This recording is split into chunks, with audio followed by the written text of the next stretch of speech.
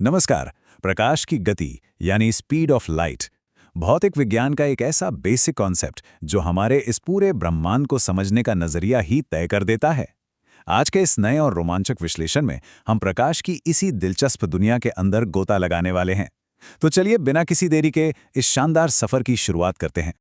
लेकिन आगे बढ़ने से पहले दिमाग में एक बहुत ही सीधा सा सवाल आता है। क्या प्रकाश सच में हमेशा एक ही स्पीड से भागता है?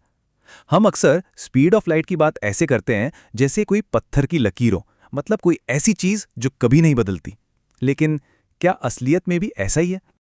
अब जरा इस दिलचस्प डेटा पर गौर करते हैं।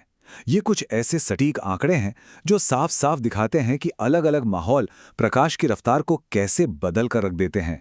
वैक्यूम, पानी, तारपीन का तेल, कांच, रॉक सॉल्ट और नायलॉन, इन 6 अलग अलग माध्यमों में प्रकाश का वेग बिल्कुल अलग अलग होता है। ये नंबर सीधे तौर पर साबित करते हैं कि भाई जैसे ही रास्ता बदलता है प्रकाश की गति भी बदल जाती है। भाग 1, गति की अंतिम सीमा। अब देखिए, ब्रह्मांड में सबसे तेज चीज की तुलना करनी हो तो एक स्टार्टिंग पॉइंट तो चाहिए ही होगा ना, एक सॉलिड बेस। और वो जादुई नंबर है 3 गुणा 10 की घात 8 मीटर प्रति सेकंड। जरा इस नंबर के साइज को फील कीजिए। ये फिजिक्स का एक ऐसा आंकड़ा है जिस पर हमारे सारे नियम टिके हैं। जब प्रकाश बिना किसी रोक टोक के एकदम फ्री होके भागता है तो वो इसी अल्टीमेट स्पीड को छूता है। लेकिन यहां एक कैच है। 3 गुणा 10 की घात 8 की ये तूफानी स्पीड केवल एक प्योर बाधा रहित वैक्यूम यानी निर्वात में ही मुमकिन है। ये एक परफेक्ट बेंचमार्क की तरह काम करता है जिसके आधार पर बाकी सभी चीजों का टेस्ट होता है। ये वो स्पीड है जब प्रकाश को रोकने वाला सच में कोई नहीं होता। भाग 2, तरल पदार्थों में धीमी गति। अब असली खेल शुरू होता है। आइए देखते हैं कि क्या होता है जब प्रकाश को कुछ भौतिक बाधाओं का सामना करना पड़ता है। इन दो लिक्विड्स की तुलना काफी दिलचस्प है।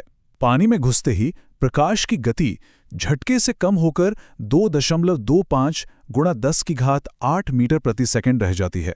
लेकिन तारपीन के तेल में वहां यह स्पीड और भी धड़ाम से गिरकर 2.04 गुणा 10 की घात 8 मीटर प्रति सेकंड पर आ जाती है। ये एकदम क्लियर तरीके से दिखाता है कि कैसे एक लिक्विड से दूसरे लिक्विड में जाने पर लाइट की स्पीड में तुरंत ब्रेक लग जाता है। तो इससे हमें क्या समझ आता है? सीधी सी बात है, जैसे ही मैटर यानी पदार्थ बीच में आता है, प्रकाश के रास्ते में रुकावटें खड़ी हो जाती हैं। माध्यम जितना घना या केमिकली अलग होगा, प्रकाश को उससे पार करने में उतनी ही ज्यादा मशक्कत करनी पड़ेगी और जाहिर सी बात है उसकी स्पीड कम होती जाएगी। भाग 3, कांच की बाधा। चलिए तरल पदार्थों से बाहर निकलते हैं और ठोस पदार्थों की दुनिया में कदम रखते हैं। यहां ये गिरावट बिल्कुल साफ देखी जा सकती है। सबसे पहला लेवल है वैक्यूम, एकदम टॉप पर 3.0 के साथ। फिर आता है लिक्विड यानी पानी 2.25 पर, और अब ठोस कांच में ये गिरकर सीधे 2.0 पर आ गया है। जैसे जैसे मीडियम बदल रहा है, स्पीड में एक बहुत ही स्पष्ट सीढ़ीनुमा गिरावट आ रही है।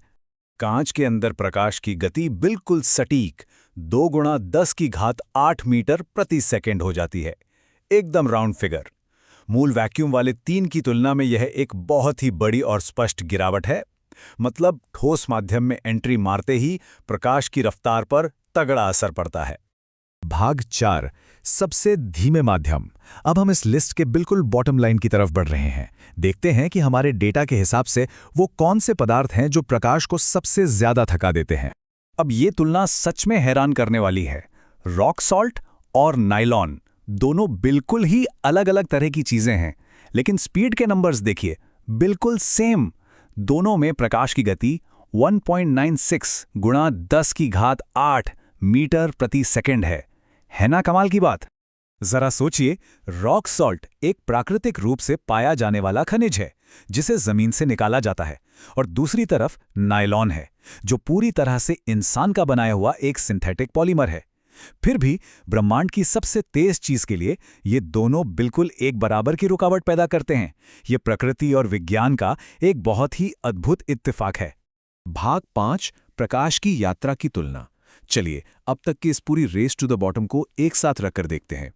तो कहानी शुरू हुई थी वैक्यूम में 3 गुणा 10 की घात 8 की तूफानी स्पीड के साथ।